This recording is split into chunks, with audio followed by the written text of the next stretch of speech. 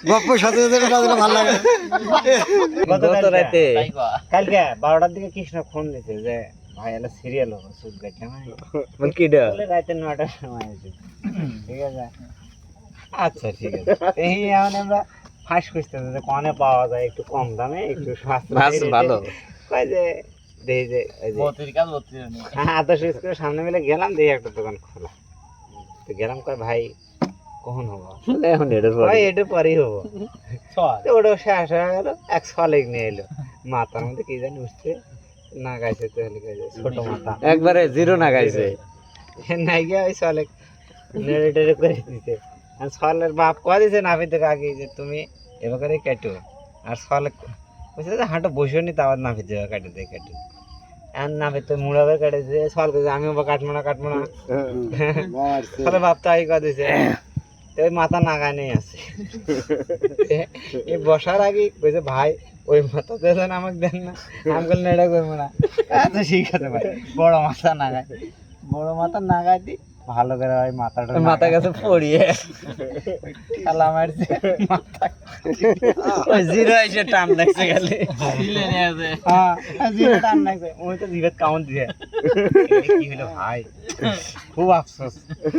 কি হলো, আমি তো এটা করবে চাই নাই, কি করা যায় ভাই? আপনি স্কুলে কাটিং বাইর করছিলাম, মানে জিরো কাটিং এর ইয়াত আপনার ফ্যাঁসটা দিছিলাম লস হয়েছে ভাই।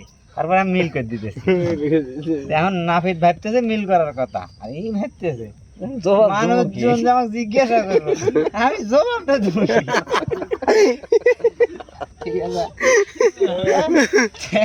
শেষ ম্যাচ কাটা শেষ, নাফিদ কইতেছে ভাই এটা বুদ্ধি আছে, কলম দেওয়া নাই বলে ওটা কলম দিয়েছি দিয়ে দিছে, কলম দিয়া কয়েছে মনে হয় চামড়া নেলা হয়ে গেল। কয়েছে গ্লাসে পাখি মনে হয় হাইকছে,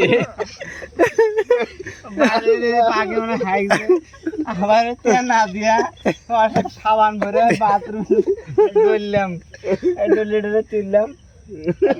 এর মধ্যে দোকানে গেছে, এই আপনার কি হয়েছে কয়ে না বা মাথা ছুঁয়ে কাটবে দিয়েছে, মেলে গেছে কাঠ ভাঙা আইসে দিয়েছে কাটে আছে।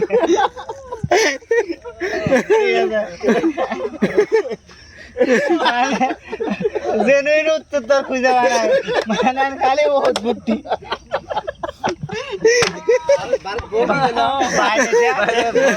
বউ কইছে কি বাবা তোমার মাথায় বাঁকা, বুঝেছে?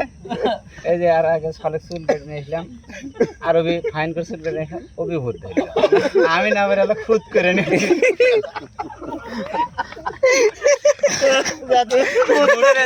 ভূত না কি গল্প করছে